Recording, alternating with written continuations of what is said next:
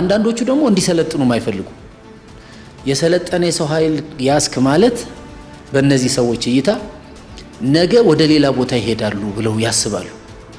ስለዚህ ስልጣና እንስጥላችሁ እንኳን ሲባሉ ስልጣና እንዲሰጡ አይፈልጉ። ስልጣና ከሰጣቸውም የምስክር ወረቀት አትስጧቸው የሚሉ ባለሀብቶች አሉ።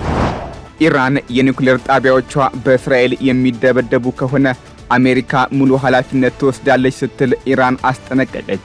ኢራን ይህንን ያለችው በኒውክሌር ቅነሳ ዙሪያ ከአሜሪካ ጋር ለአምስተኛ ጊዜ ድርድር ለማድረግ ዝግጅት እያደረገች ባለችበት ሰዓትም ነው።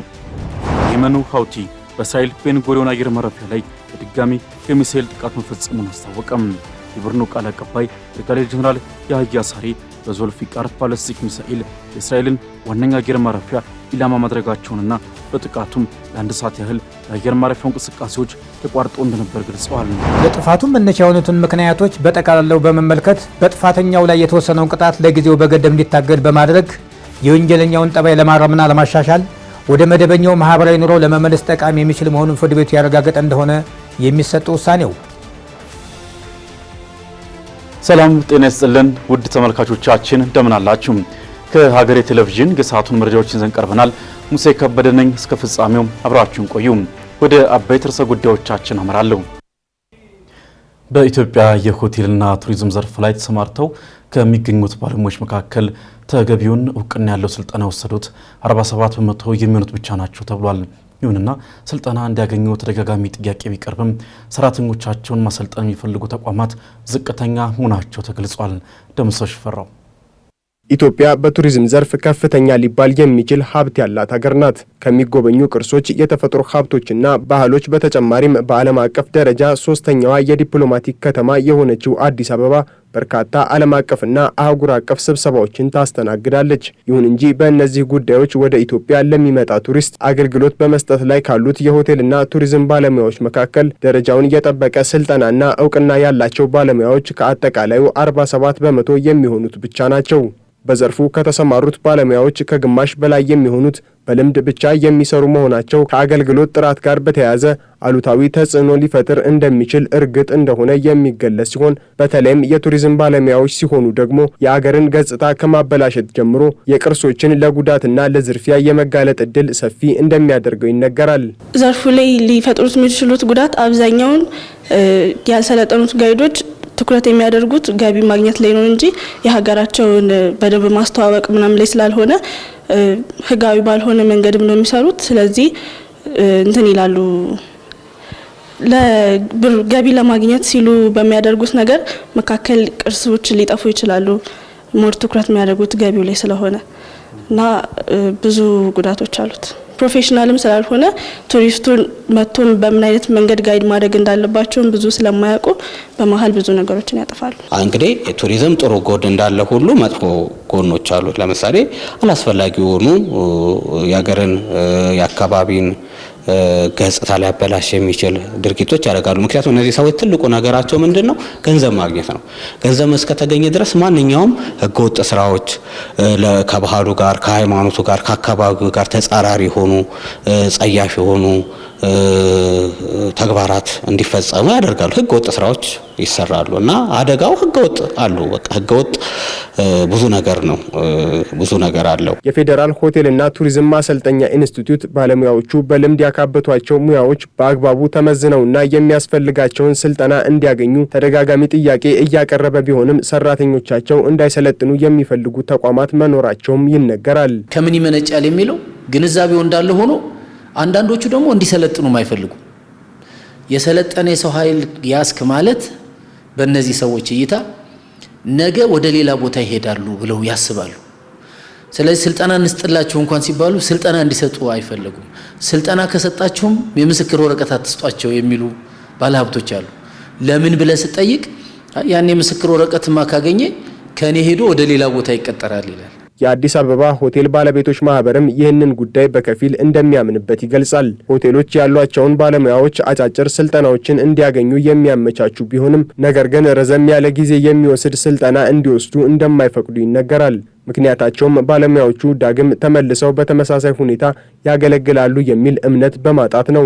ለአነስተኛ ስልጠና እንኳን ብዙም እንትን የለም፣ ግን እንዲሁ በአጠቃላይ ለምሳሌ አንድን ሰው በጣም ትልቅ ሆቴል ሆኖ ውጪ ወስዶ ማሰልጠን ቢፈልግ እሱን ከሰለጠነ በኋላ እሱ ጋር ምን ያህል ይሰራል የሚለውን ነገር ማረጋገጫ የሚሆነው ነገር የለም። እንደው ምናልባት እንደተባለው ያ ሰውዬ በጣም ኳሊፋይድ ስለሚሆን ለቆ የሚሄድበት እድልም ሊኖረው ይችላል። ይሄንን መሬት ላይ ማስፈረም ምናምን ይቻል ይሆናል፣ ግን እንደው በትክክል እንደዚህ የለም። እሱ ሆቴሎች በልምድ የሚሰሩ ባለሙያዎችን እየቀጠሩ ያለበት ምክንያት አንደኛው ማሰልጠኛ ተቋማት ስልጠና የሚሰጡት በውስን ዘርፎች ላይ ብቻ በመሆኑ ሲሆን ከሙያው በተጨማሪም ስራውን ወደው በታማኝነት የሚሰሩ ባለሙያዎችን ከመፈለግ የመነጨ ነው ተብሏል። 47% የሰለጠኑ ናቸው ሲባል 53% ሰው የለም ማለት አይደለም። ሰዎቹ አሉ፣ ግን ያልሰለጠኑ ናቸው።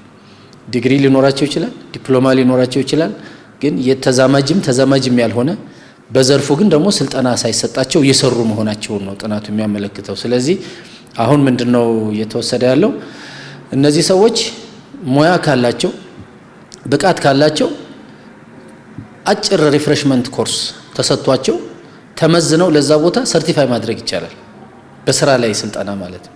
ይህንን የቴክኒክና ሙያ ዘርፍ ወይም በሚኒስቴር ደረጃ በሌሎች ሙያዎችም ላይ እየተሰራ ያለ ነው። ይህ በእንዲህ እንዳለ ዘርፉ የሚፈልገውን ደረጃውን የጠበቀ አገልግሎት መስጠት እንዲቻል በሀገሪቱ ካሉት የቴክኒክና ሙያ ማሰልጠኛ ተቋማት ጋር በመተባበር በልምድ እየሰሩ ያሉ ባለሙያዎችን ተጨማሪ ስልጠና እንዲያገኙና ያላቸው ሙያ ተመዝኖ ደረጃ እንዲወጣለት የማድረግ ስራም ተጀምሯል። የተሟላ አገልግሎት የሚሰጡ በእውቀትም ኢንቴግሪቲም አንድ ሰው ኢንቴግሪቲ ከሌለው ሙያውን በደንብ ስለሚያውቀው ብቻ ተመራጭ ተቀጣሪ ይሆናል ማለት አይደለም። ስለዚህ እነዚህ ነገሮች ያሟሉ ሰዎች ማግኘት በጣም ችግር ነው። ስልጠናው ኖሯቸው በታማኝነት ሎያል ሆኖ ስራውን ወዶ የሚሰራ ሰው ማግኘት ከፍተኛ ችግር ነው። የሰለጠነ ሰው በዚህ ችግር አይደለም። ለምሳሌ አሁን አብዛኛው ሰው ምናልባት ሊሰለጥን በማኔጅመንቱ ምናምን ነው እንጂ ወደዚህ ወደ ሌሎች ዲፓርትመንቶች በሃውስኪፒንግ ወይም በዚህ ፍሮንት ዴስክ ምናምን ላይ ብትሄድ ብዙም የሰለጠነ ሰው የለም እኮ። የሀገራችን የሆቴልና ቱሪዝም ዘርፍ ማሰልጠኛ ተቋማት ላይ ብቁና ገበያው በሚፈልገው መጠን የማሰልጠን አቅም ውስንነት እንዳለባቸው የሚነገር ሲሆን በሆቴሎችና ሌሎች የዘርፉ አገልግሎት ላይ የተሰማሩ ባለቤቶችና አመራሮች ጋርም የተሳሳተ ግንዛቤ መኖሩ ተገልጿል። የዓለም ጤና ድርጅት አንዲት ሀገር ካላት የሕዝብ ቁጥር አንጻር 1% የሚሆነው ደም ለጋሽ መሆን አለበት ይላል። ሆኖም በኢትዮጵያ ያለው ሁኔታ ግን ከሚጠበቀው ለጋሽ ከግማሽ በታች እንደሆነ ተገልጿል። ባለፉት 9 ወራት ውስጥ የቀዱን 82% የደም መሰብሰብ አጠቃላይ አፈጻጸም እንዳለው፣ ነገር ግን በክልሎች መካከል ከፍተኛ የሆነ የአፈጻጸም ልዩነት መኖሩን የኢትዮጵያ ደምና ህብረ ሕዋስ ባንክ አገልግሎት አስታውቋል። ኃይለ ገብርኤል ታደሰ።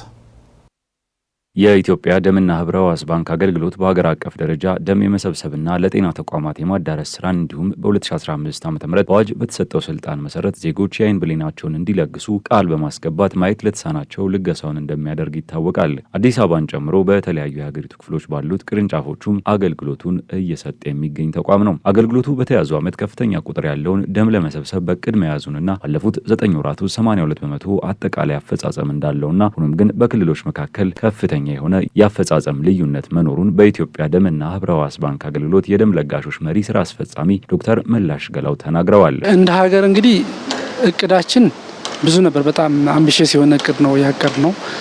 ብዙ ችግሮች እንዳሉ ይታመናል። እነሱንም ኮንሲደር አድርገን ግን በቃ በደንብ ከሰራን እናሳካዋለን የሚል እቅድ አቅደን የ9 ወሩን ስንገመገም ወደ 82% ነው አቺቭ ያደረግነው።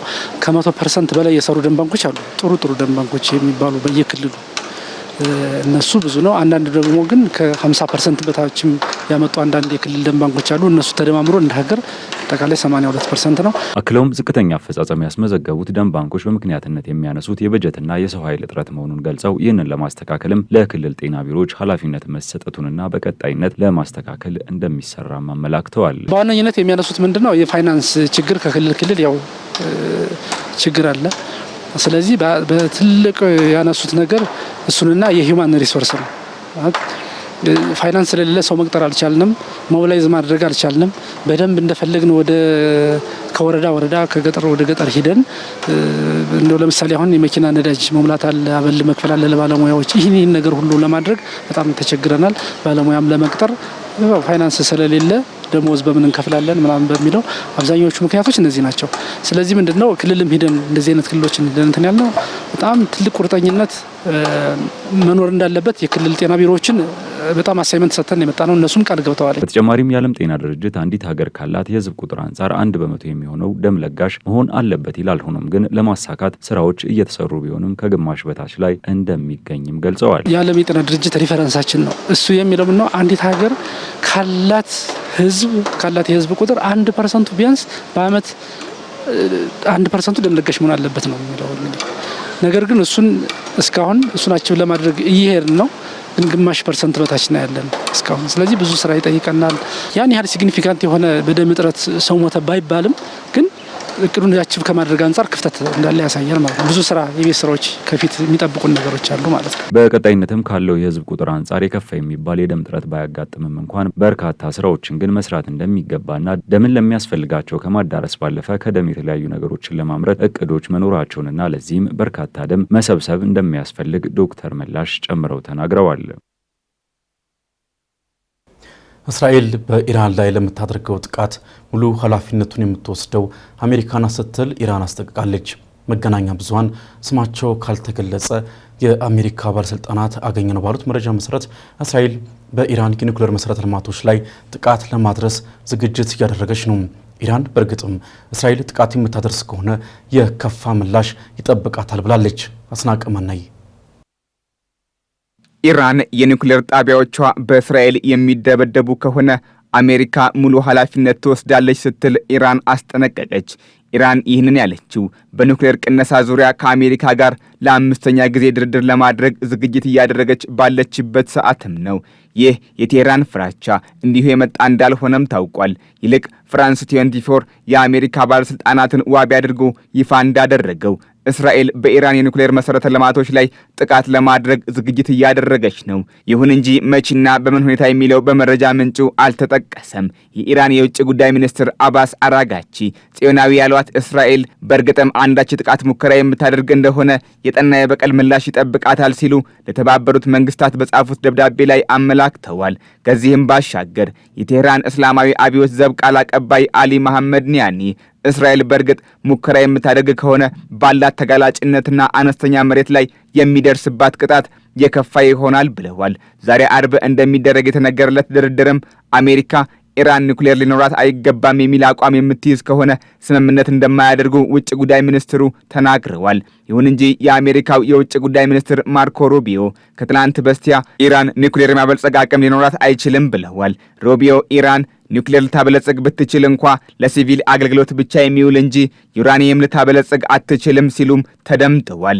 ይህ ሐሳብ ታዲያ በሀገሪቱ ጠቅላይ ሃይማኖታዊና የሲቪል መሪ አያቶላህ አሊ ካሚኒ ውድቅ የተደረገም ነው። የመካከለኛው ምስራቅ ታጣቂ ቡድኖችን እንደምታደራጅና እንደምታስታጥቅ የሚነገርላት ቴህራን ከኒውክሌር ድርድሩ ጎን ለጎን ከእስራኤል ጋር ያላቸውም ጉዳይ የውይይት ርዕስ ነው ተብሏል። እስራኤል በቀጠናው የሚገኙ ጠላቶች ሁሉ የኢራን የእኩልና ልጆች ናቸው ስትል ትናገራለች። ለዚህም እስራኤል የኢራን የጦር አቅም ማሽመድመድ ሌሎች ቡድኖችን የማጥፋት ያህል ነው በሚልም የምታስብ ናት። እንዲህም ሆኖ የማይደርስበት የዓለም ክፍል የለም ስትል ደጋግማ በምትናገረው ክንዷ በፍልስጤም ጋዛ፣ በደቡባዊ ሊባኖስ እንዲሁም በየመን ጥቃቶችን እየሰነዘረች ትገኛለች። በተለይም በጋዛ እያደረሰች ያለው ድብደባ 19 ወራት ሲሆነው የሰርጡንም አካባቢ ከ50 በመቶ በላይ የሚሆነውን መሬት በቁጥጥሯ ስር ማድረጓን የሀገሪቱ መከላከያ አስታውቋል።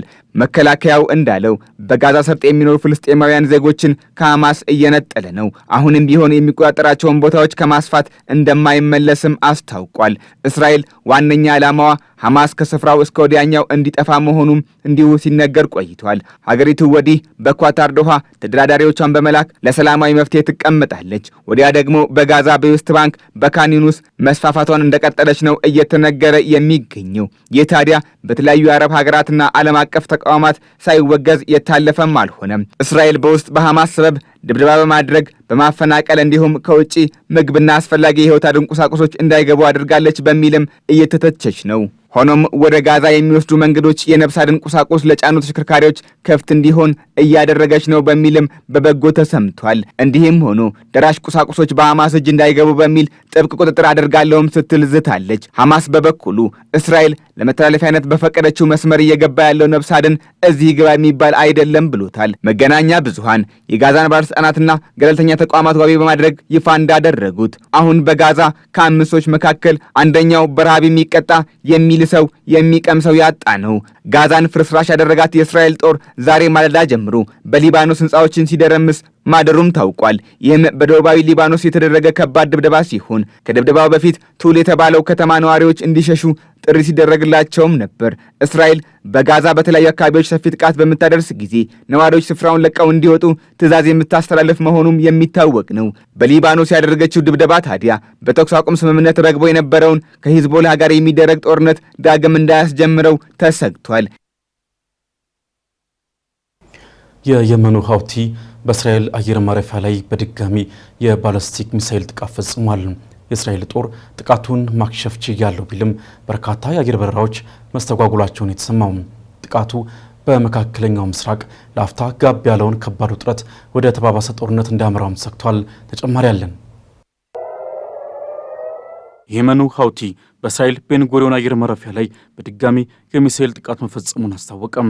የቡድኑ ቃል አቀባይ ብርጋዴር ጀነራል ያህያ ሳሪ በዞልፊቃር ባለስቲክ ሚሳኤል የእስራኤልን ዋነኛ አየር ማረፊያ ኢላማ ማድረጋቸውንና በጥቃቱም ለ1 ሰዓት ያህል የአየር ማረፊያው እንቅስቃሴዎች ተቋርጦ እንደነበር ገልጸዋል። ሚድል ኢስት ሞኒተር ጥቃቱ የአየር ማረፊያውን የበረራ አገልግሎቶች እንዳስተጓጎለ የዘገበ ቢሆንም መቀመጫቸውን በእስራኤል ያደረጉ የሀገሪቱ መገናኛ ብዙሃን ግን እስራኤል የአየር መቃወሚያ ስርዓቶችን በመጠቀም ጥቃቱን በተሳካ ሁኔታ ስለማክሸፏ ዘግቧል።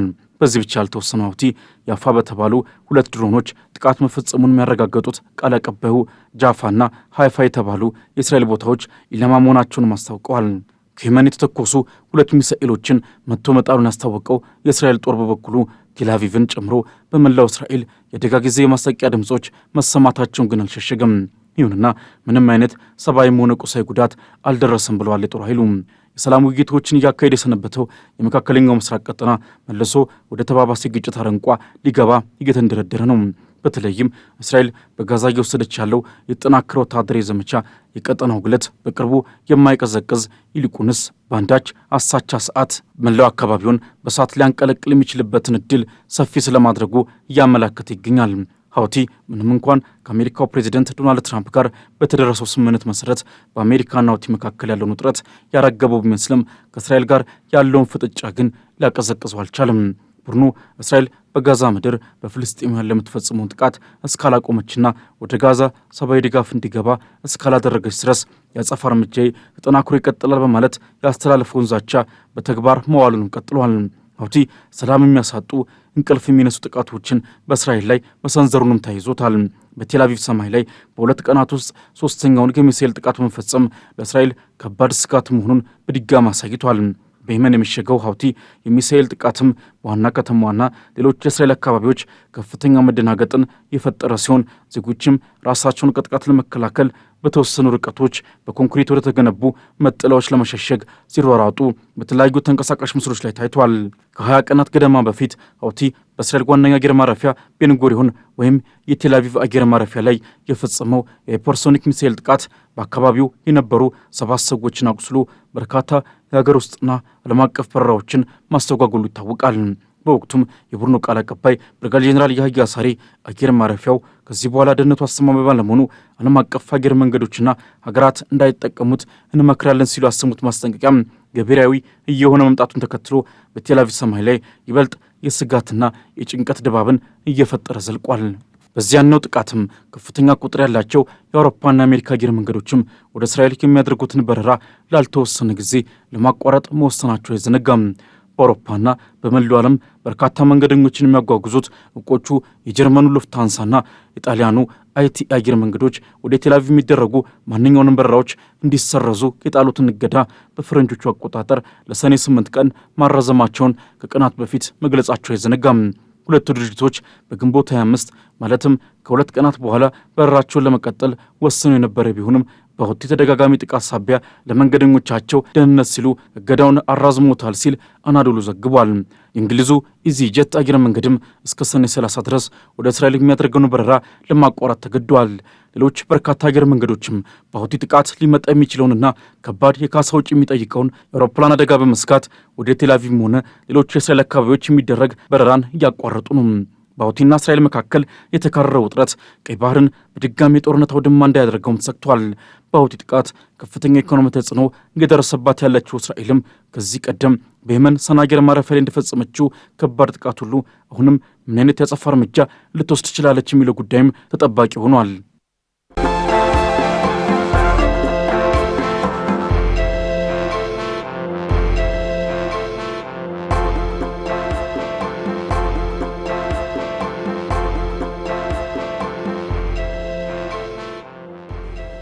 ወደ አጫጭር መረጃዎቻችን አለፍን። የኢትዮጵያ ኦርቶዶክስ ተዋሕዶ ቤተክርስቲያን ቅዱስ ሲኖዶስ ምልአተ ጉባኤ የተለያዩ ሹመቶችን አጸደቀም። በዚህ መሰረት ብፁዕ አቡነ ዲዮስቆሮስን የቅዱስ ሲኖዶስ ዋና ጸሐፊ፣ ብፁዕ አቡነ ሳዊሮስን የመንበረ ፓትርያርክ ጠቅላይ ቤተ ክህነት ጽሕፈት ቤት ዋና ስራ አስኪያጅ እንዲሁም ብፁዕ አቡነ ሕርያቆስን የሀዲያ ሀገረ ስብከትን እንዲያዙ የአዲስ አበባ ሀገረ ስብከት ሊቀ ጳጳስ ሆነው ተሾመዋል። የባህር ዳርና አካባቢው ሀገረ ስብከት ሊቀ ጳጳስ ብፁዕ አቡነ አብርሃም የመንበረ ፓትርያርክ ጠቅላይ ጽሕፈት ቤት ዋና ስራ አስኪያጅ በመሆን ላለፉት 3 ዓመታት ሲያገለግሉ እንደነበር ይታወቃል። በተመሳሳይ ብፁዕ አቡነ ጴጥሮስ ሲኖርክና አካባቢው ሊቀ ጳጳስን በመተካት የቤተ መጻሕፍት ወመዘክርና የማኅበራት ማደራጃ መምሪያ ሊቀ ጳጳስ በመሆን ብፁዕ አቡነ ዲዮስቆሮስን የቅዱስ ሲኖዶስ ዋና ጸሐፊ አድርጎ መርጧል።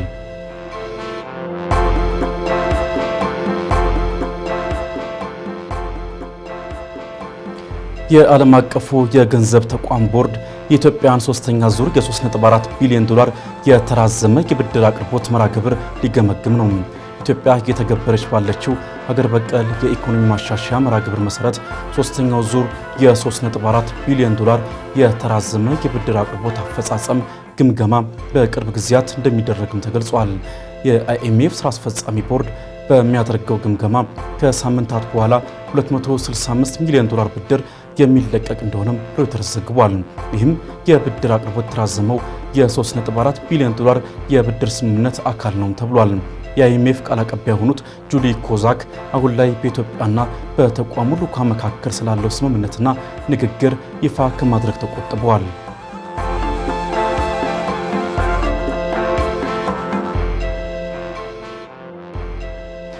ከመደበኛ በላይ የዝናብ መጠን በሚኖራቸው የኢትዮጵያ አንዳንድ አካባቢዎች በሐምሌና ነሐሴ ወራት ጎርፍ የሚያስከትል ዝናብ እንደሚኖር የኢትዮጵያ ሜትሮሎጂ ኢንስቲትዩት አስታወቀም። በክረምት ወቅት ዝናብ በሚያገኙ የኢትዮጵያ አካባቢዎች በአመዛኙ ከመደበኛ በላይ የሆነ የዝናብ መጠን ይጠበቃል ያለው ኢንስቲትዩቱ ጥቂት በማይባሉ ቦታዎች ከፍተኛ የዝናብ መጠን ይመዘገባል ተብሎ እንደሚጠበቅ አመላክቷል። ደቡብ የትግራይ፣ ሰሜን አፋርና ምስራቅ አማራ በሐምሌና ነሐሴ ወራት ከፍተኛ የዝናብ መጠን ሊያገኙ ከሚችሉ የአገሪቱ አካባቢዎች መካከል የሚጠቀሱ መሆናቸውም ተነግሯል። ህብረተሰቡም አስፈላጊውን የሆነውን ጥንቃቄ ሊያደርግ እንደሚገባም ኢንስቲትዩቱ አክሎ አሳስቧል።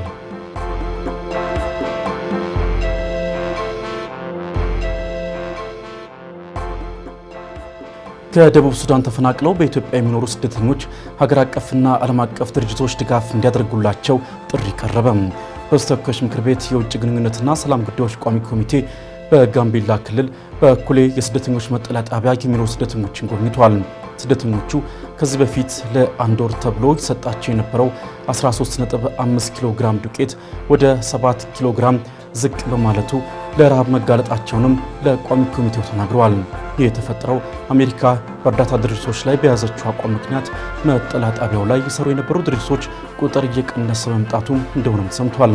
ችግሮቹ በዚህ የሚቀጥሉ ከሆነም በቀጣይ 2 እና 3 ወራት ምንም አይነት እርዳታ ላይኖር ይችላል መባሉን ከሕዝብ ተወካዮች ምክር ቤት የተገኘው መረጃ ያመለክታል።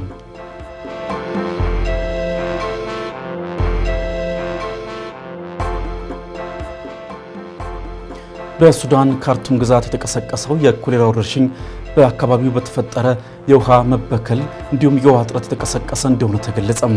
በሱዳን መዲና ካርቱም በተፈጠረው የውሃ እጥረት ማህበረሰቡ በቀጥታ የአባይን ውሃ ለመጠጥነት እየዋሉ እንደሆነም ሱዳን ትሪቡን አስነብቧል። በከተማው ውስጥ በተቋቋመው የአስቸኳይ ጊዜ መልስ መስጫ ሆስፒታል ውስጥ ሐሙስ ዕለት ብቻ ከ200 በላይ አዳዲስ ታካሚዎች እንደገቡ ሆስፒታሉ በፌስቡክ ገጹ ላይ አስታውቋል። ወረርሽኙ አሁን ላይ በተለያዩ አገሪቱ አካባቢዎች እየተስፋፋ በደቡብ ኦምዱርማን በነጭ አባይ አካባቢ በስፋት እየተሰራጨ እንደሚገኝ ተመድ አስታውቋል።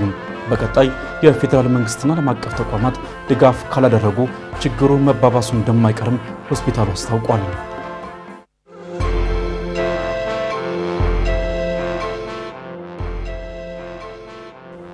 የአውሮፓ ህብረት በሶሪያ ላይ ጥሏቸው የነበሩትን የምጣኔ ሀብት ማዕቀቦች እንደሚያነሳ አስታወቀም። በብራሰልስ በተደረገው ውይይት የህብረቱ ኮሚሽን ምክትል ፕሬዝዳንትና የውጭ ፖሊሲ ኃላፊ ካያ ካላስ ሶሪያውያን ሰላማዊ አዲስና አካታች የሆነች ሶሪያን እንዲገነቡ ማገዝ እንፈልጋለን ብለዋል። ህብረቱ በበሽር አልአሳድ የስልጣን ዘመን እንደ አውሮፓውያን አቆጣጠር በ2012 እና 2013 በሶሪያ ላይ ጥሏቸው የነበሩት ማዕቀቦች በአገሪቱ የትራንስፖርት የኃይልና የባንክ ዘርፎች ላይ ያነጣጠሩ ሲሆኑ ማዕቀቦቹ የሶሪያ ባንኮች ከዓለም አቀፉ የገንዘብ ስርዓት ጋር ግንኙነት እንዳይኖራቸውና የሀገሪቱ ማዕከላዊ ባንክ ሀብቶች እንዲታገዱም አድርገው ቆይተዋል። የአሜሪካና የአውሮፓ ህብረት ማዕቀቦች ከተነሱ የሶሪያ ምጣኔ ሀብት ከገባበት አዘቅት ወጥቶ እንዲያገግም በማድረግ ረገድ ቀላል የሚባል ድርሻ ይኖረዋል ሲል ፍራንስ 24 ዘግቧል።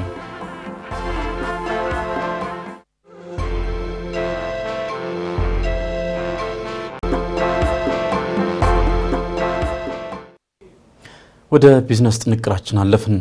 ኢትዮጵያ ያለባት የውጭ ዕዳ ከጠቅላላ ሀገራዊ ምርት አንጻር 28.3 በመቶ ድርሻ ይዛል። ይህም ከፍተኛ ዕዳ ካለባቸው ሀገራት ተርታ እንድትመደብ ያደርጋታል። የሀገሪቱ የውጭ ንግድ ገቢ እድገት እያስመዘገበ ቢሆንም የሀገሪቱ ዕዳ መክፈል የሚያስችል አቅም ላይ አልደረሰም ተብሏል። ሚኪያስ ኃይሌ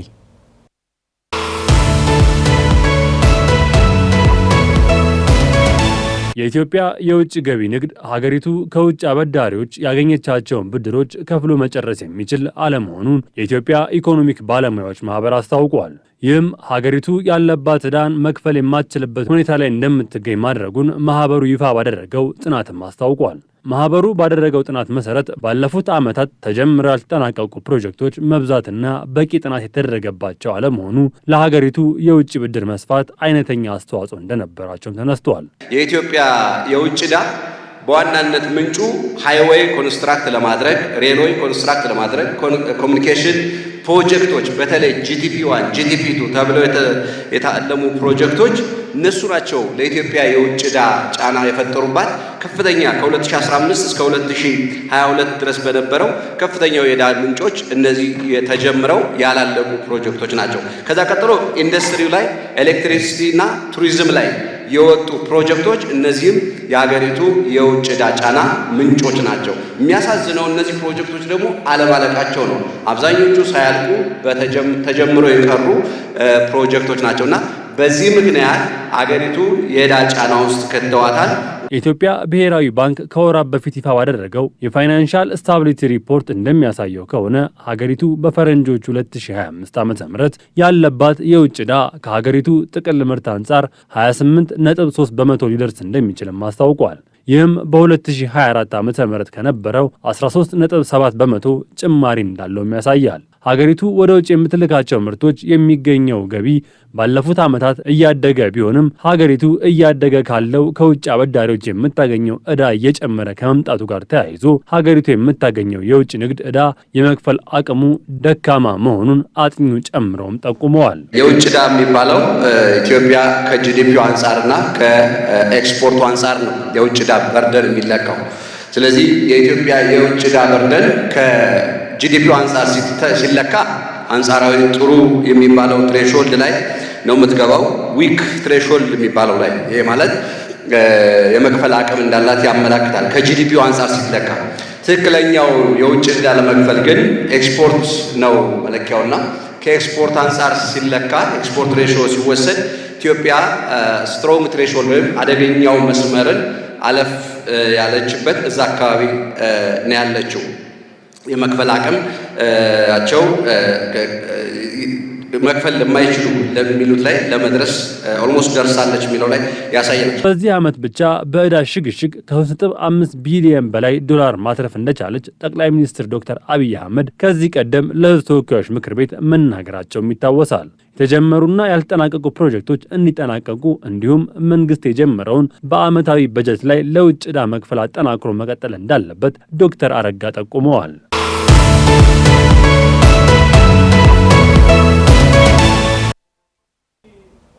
የወንጀለኛን ጠባይ ለማረም የተለያዩ ነገሮች በሕግ አካላት ይደረጋሉ። ከዚህ ውስጥም ቅጣትን መገደብ ይጠቀሳል።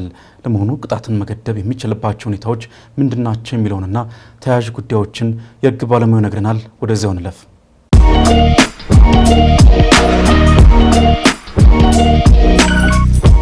ጤና ይስጥልን። ጠበቃ አንዳርጌ ካሴ ነኝ። ቅጣትን ስለመገደብ በተመለከተ ሕግ ነክ መረጃ ላካፍላችሁ።